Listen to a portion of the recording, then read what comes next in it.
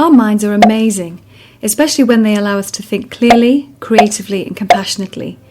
But our minds can also be a bit of a mess. They seem to be always on the go, making it hard to focus and pay attention to the things we want to. Our minds often run ahead to what's still to be done, anticipating that things will be hard, unpleasant, or beyond what we can cope with, rather than what we've achieved, or the possibility that things might just be okay. Our minds often go back in time too, playing things that have happened over and over, usually ending up making ourselves feel even worse about things. And our minds are very quick to judge, whether it be situations, people, or ourselves, deciding that we know how things are going to be, or what people are like, usually not in a good way, shutting down a sense of openness and possibility in things that are yet to happen. And whilst our minds are behaving like this, we often feel a bit anxious, a bit stressed, and maybe even a bit low. But these can be thought of as just bad habits of mind. A bit like other bad habits, like shoving our clothes into the bottom of the wardrobe, when it would be much better for us to have uncrumpled clothes ready when we wanted them. But we can get out of these bad habits of mind if we want to. Mindfulness is a kind of mind training that can, with practice, help us to develop better habits of mind that can make our minds places where we are happy to be. Here's a quick example of a typical mindful practice that can be done several times a day.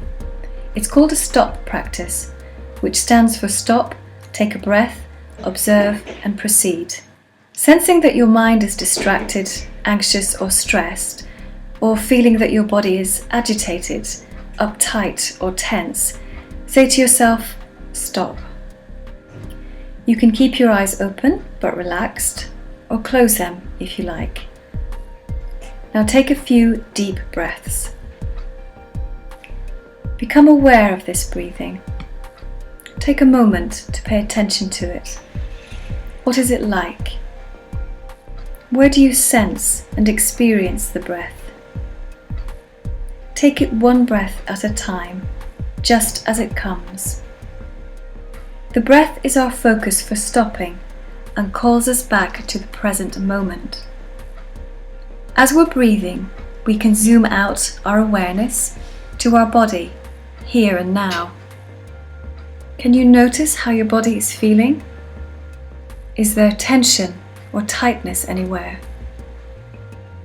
Is there heat or coolness? We are not judging these sensations, and we are not trying to change them. We are just becoming aware of them. We can scan and observe our emotions too. What emotions are prominent for you? Where are they in your body? And finally, we can scan and observe the state of our minds. Where is your mind right now?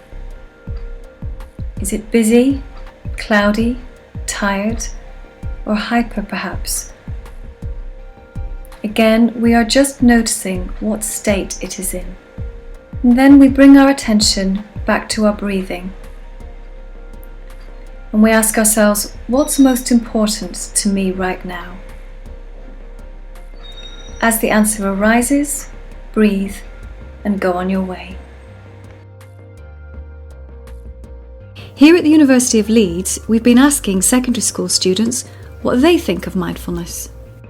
Mindfulness is really interesting and it's something new and it's kind of easier to grasp than all these other sort of techniques to get over issues that you have within your mind. I think it's a good way to get to know your own mind and understand emotions, so be able to think about when you're upset and think about what can counter that, and it just kind of makes you a happier person.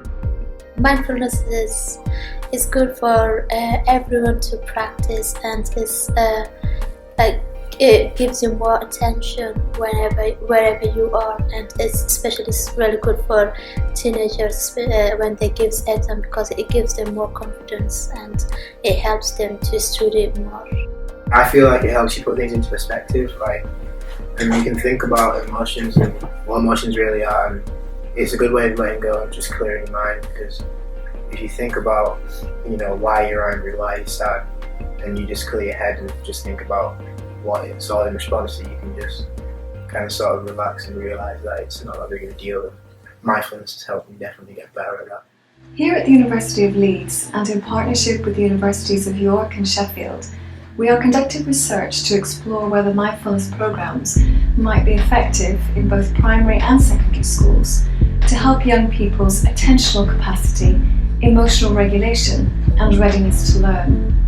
We are also exploring whether mindfulness programs might be helpful for the management of teacher stress and well-being.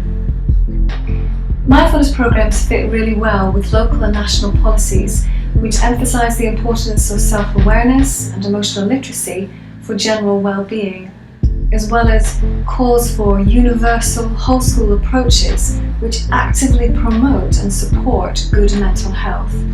This is so important because over half of all lifetime psychiatric disorders are diagnosed in childhood and adolescence.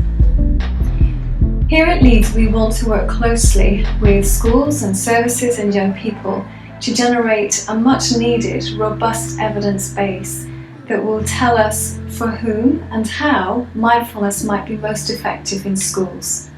We look forward to hearing from schools and services as well as young people who would like to take part and collaborate with us in this research.